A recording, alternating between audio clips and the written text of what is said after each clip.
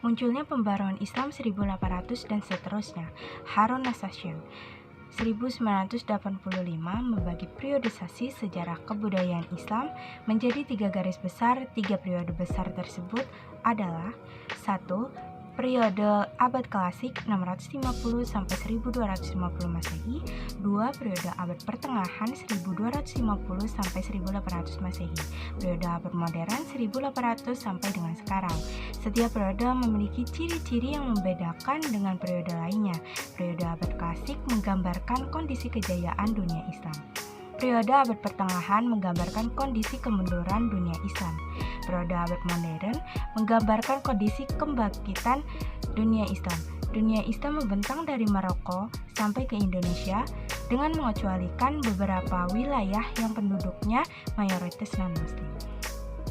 Tokoh-tokoh pembaruan Islam pada masa modern. Pembaru dari India, Shah Waliullah 1703 sampai 1762 Masehi.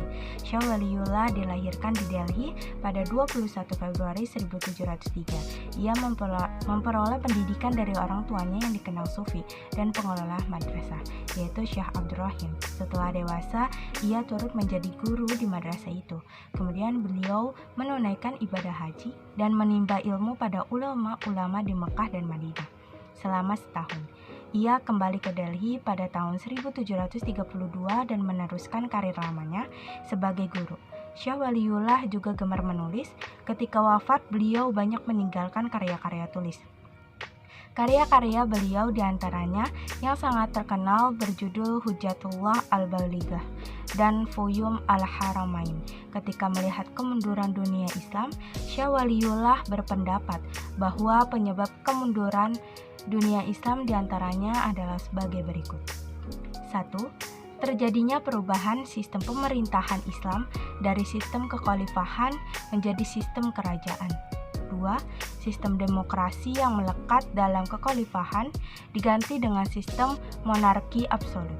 3. Perpecahan di kalangan umat Islam merupakan akibat dari adanya perbedaan aliran-aliran yang muncul di dalamnya.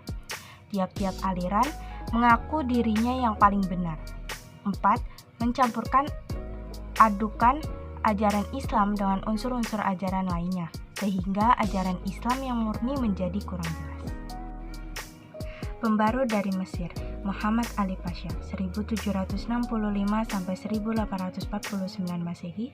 Muhammad Ali Pasha lahir di Kavala, Yunani tahun 1765 dan meninggal di Mesir pada tahun 1849. Ia adalah seorang keturunan Turki. Sebagai seorang raja, Muhammad Ali memprioritaskan bidang militer. Ia berpandangan bahwa kekuasaannya hanya dapat dipertahankan dan diperbesar dengan kekuatan militer. Untuk menopang kekuatan militer, maka ia membangun kekuatan ekonomi. Ia berpendapat bahwa di balik kekuatan militer pasti ada kekuatan ekonomi sebagai penyedia biayanya. Untuk membangun kekuatan militer dan kekuatan ekonomi, ilmu-ilmu modern diperlukan sebagaimana telah dikenal orang di Eropa.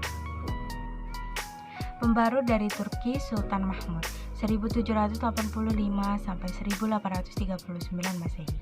Pelopor pembaru di kerajaan Turki Utsmani abad ke-19 sama dengan di Mesir, yaitu raja. Pembaru Islam di Mesir dipelopori oleh Muhammad Ali Pasha, sedangkan pembaru di Turki Utsmani dipelopori oleh Sultan Mahmud. Setelah Sultan Mahmud berkuasa, maka pusat pemerintahan kerajaan Turki Utsmani bertambah kuat. Ia akhirnya berpendapat bahwa tiba waktunya untuk memulai usaha-usaha pembaruan yang telah lama dicita-citakannya. Di antara pemikiran-pemikiran pembaruan Sultan Mahmud sebagai berikut. 1. Menerapkan sistem demokrasi dalam pemerintahannya. 2. Menghapus pengultusan sultan yang dianggap suci oleh rakyatnya. 3. Memasuki bidang keilmuan umum ke dalam kurikulum lembaga-lembaga pendidikan madrasah. 4. Mendirikan sekolah Maktebi Ma'arif untuk mempersiapkan tenaga-tenaga administrasi dan mendirikan Maktebi Ulumi Edebiyat untuk mempersiapkan tenaga-tenaga ahli penerjemah. 5. Mendirikan sekolah kedokteran, militer, dan teknik. Pengaruh gerakan pembaruan terhadap perkembangan Islam di Indonesia. Gerakan pembaruan Islam yang muncul di Mesir, India, dan Turki pada abad modern secara langsung atau tidak langsung berpengaruh pada gerakan Islam di Asia Tenggara. Para tokoh Islam di Asia Tenggara, termasuk Indonesia, menyerap serta selektif ide-ide pembaruan dari tokoh-tokoh Islam luar negeri yang telah disebutkan sebelumnya. Dari buku AHA, Mukti Ali, dapat diketahui adanya 5 faktor yang mendorong munculnya gerakan pembaruan Islam di Indonesia, yaitu 1. Adanya kenyataan ajaran Islam yang bercampur dengan kebiasaan yang bukan Islam. 2. Adanya lembaga-lembaga pendidikan Islam yang kurang efisien. 3. Adanya kekuatan misi dari luar Islam yang mempengaruhi gerak dakwah Islam. 4. Adanya gejala dari golongan inteligensia tertentu yang merendahkan Islam. 5.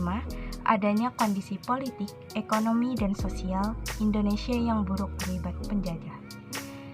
Melihat pada 5 realitas tersebut, maka para ulama pembaru Islam melakukan 5 gerakan besar pembaruan, yaitu 1. Membersihkan Islam di Indonesia dari pengaruh dan kebiasaan yang bukan Islam. 2. Mereformulasi doktrin Islam dengan pandangan alam pikiran modern. 3. Mereformasi penafsiran-penafsiran terhadap ajaran dan kondisi pendidikan Islam. 4. Mempertahankan Islam dari desakan dan pengaruh kekuatan luar Islam. 5. Melepaskan Indonesia dari belenggu penjajahan. 5 gerakan pembaruan tersebut bukan peristiwa yang terjadi begitu saja, akan tetapi secara langsung atau tidak langsung memiliki akar panjang sejarah dari tokoh pembaru Islam di Mesir, India, dan Turki. Pengaruh tersebut berlangsung melalui proses pendidikan dan bahan bacaan surat kabar atau majalah.